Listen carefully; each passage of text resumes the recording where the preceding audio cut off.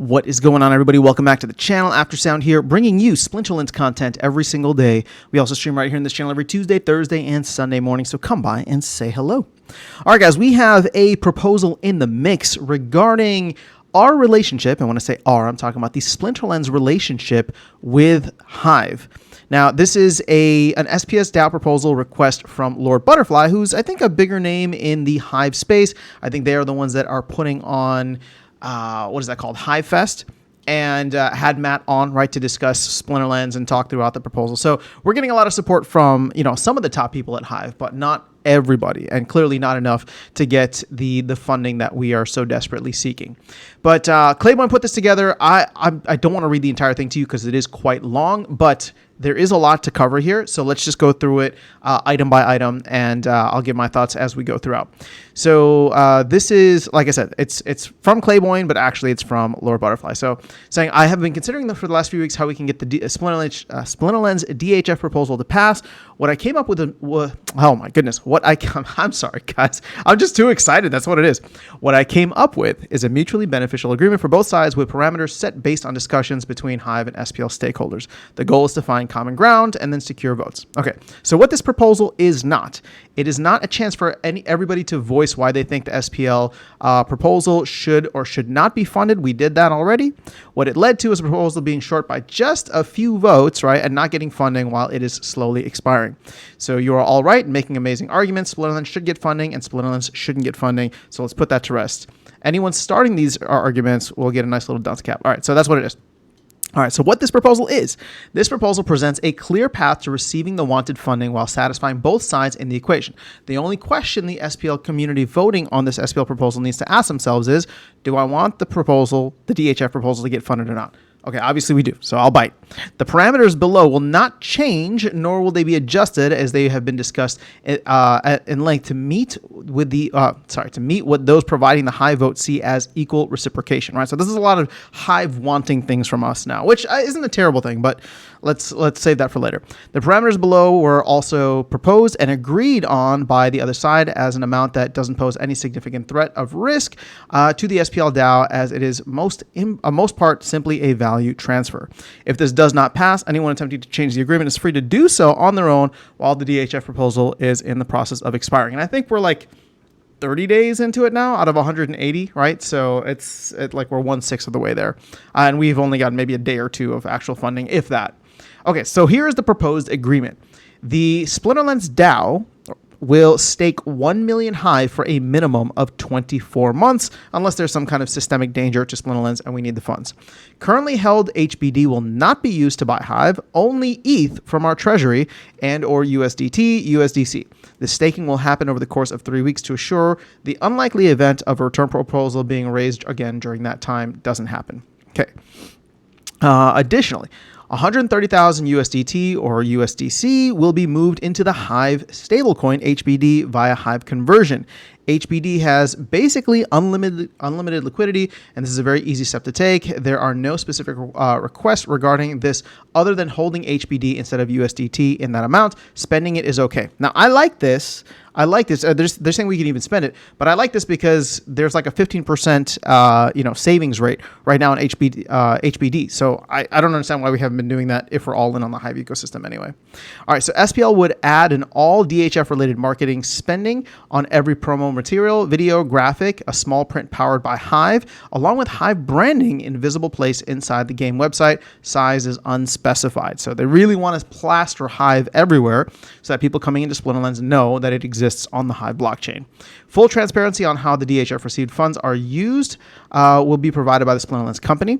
Assurance the Splinterlands company will not request more funding from the DHF unless there's an agreement that this current marketing campaign is deemed a success by the stakeholders providing their votes to the SPL proposal. So that's all pretty straightforward. The Splinterlands DHF proposal will be voted above the return proposal in the minimum amount of 4 million HP from Hive stakeholders. Add to this the 1 million from the SPL DAO.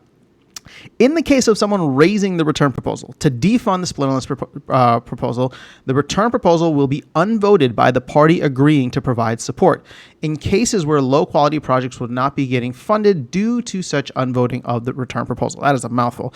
All right, it is a bit open-ended and subject to interpretation, but it can be considered a bonus.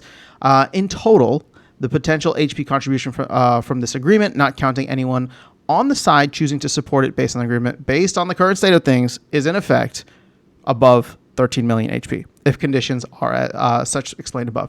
So why the Splinterlands stakeholders should support this? Moving ETH from the treasury into Hive and USDT into HBD is just a value transfer. Again, how you value each of those is very different. I think ETH is very different from Hive. USDT, HBD, I'm a little bit more aligned with that. Moving ETH into Hive, into the Hive stake provides 10% plus 3.3% APR plus the requested DHF proposal amount. Receiving the funds in the amount of around 433,000 US dollars, as is active currently in the DHF proposal. All right, closer integration with Hive and more say in both governance and spending, and then assurance that the proposal passes the return proposal right away instead of hoping it might in the future if it ever does. Now, here's the pitch to the Hive stakeholders. Number one, net negative financial effect for Hive becomes close to zero.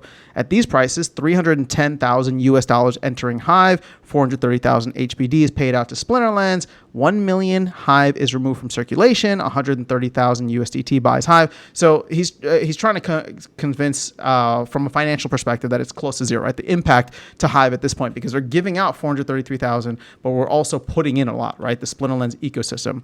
All right, so this is the first and only time anyone has offered purchasing almost the equal amount of Hive assets as they are requesting from the DAO.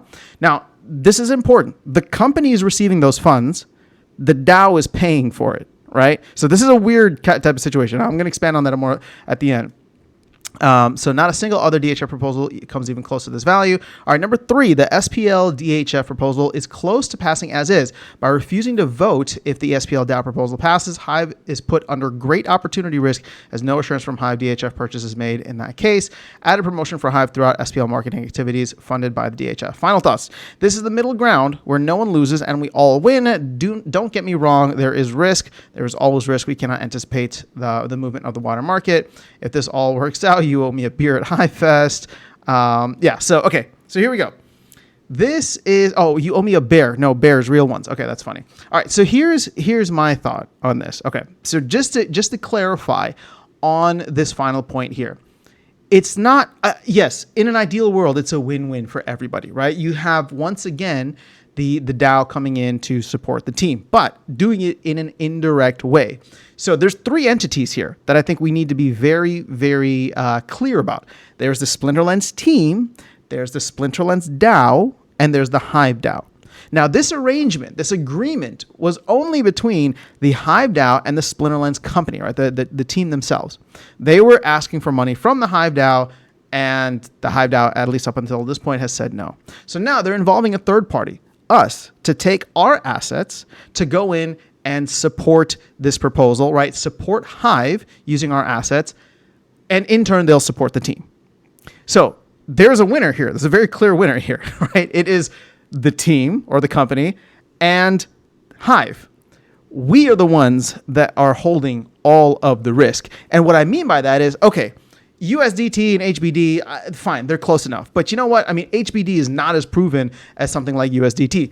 That being said, they both have risk, so I'm going to call that a wash, right? On the flip side, the upside for ETH versus Hive is significant, in my opinion. Now, like I said, I'm a Bitcoin maxi, so they're both shitcoins to me, right? Just one's the biggest one, right? And the other one's irrelevant. But if we're talking about the Hive or the Splinterlands DAO preserving assets for the long run, it does make me a little nervous to convert that much ETH into Hive, right? That being said, at this point in time, we are all in on Hive, and we need to find a way to make some kind of symbiotic relationship work. And if this is what it will come to, or if this is what is required, then I'm reluctantly in favor of it, right? I'm not trying to rape the DAO of all the things that it has, but there will be other benefits for being with Hive, right? Hive could potentially have more upside, especially if this is a bull run that it doesn't become irrelevant, right? At Splinterlands, if it is, let me put it this way. Let me frame it this way so people can understand how I'm thinking about this. If we believe, and I think most of us do, that Hive's success is very contingent on Splinterlands' success, then it does make sense in this case where it's like, okay, we're trying to shoot Splinterlands up into the top tier of projects. If we do that, it's going to carry Hive with it. And therefore, the risk is somewhat mitigated, right? Because now you're throwing, well, I mean, the risk is probably not mitigated, but like you're literally throwing all your eggs into one basket. Like they're already in one basket because Splinterlands as a game and as a company and as a project needs to succeed. But it's like, okay, well, at this point, we like most of the eggs are in the basket. We might as well take all of them, throw them in the basket and shoot for the moon, right? Because at that point in time, this isn't about diversification. This is about a very, very narrow focus and trying to push this thing to the freaking moon, where the returns could be better, right?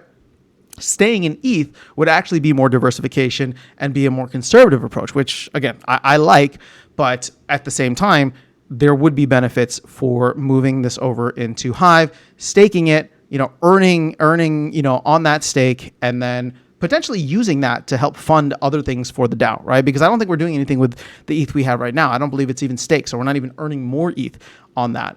So at the end of the day, it's like, I'm reluctantly agreeing to this proposal. I think it's important that we have a good relationship with Hive. I've talked a lot of shit about Hive, right? So, and this is not about the people there, right? This is not about the community. I think the community is actually great. There's a specific sentiment that is very anti-Splinterlands, and I don't know if that had to do with former Splinterlands leadership. I don't know if that has to do with a little bit of bitterness that Splinterlands is kind of like a bigger deal than the blockchain that it exists on. But either way, I don't quite understand nor agree with the animosity from that side to us, right? From Hive towards Splinterlands. This should be a better relationship.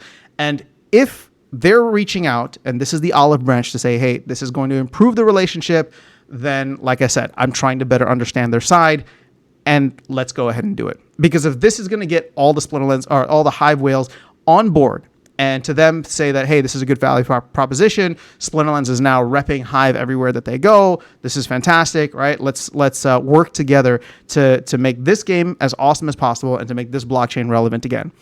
Then I'm for it. I mean, what other choice do we have, right? Unless somebody else wants to drop $430,000 into the team's coffers for some marketing. But that is my thoughts on this. I'm very curious to hear yours. Let me know in the comment section below. Otherwise, I'll catch you all in the next one and see you around the game. Take care.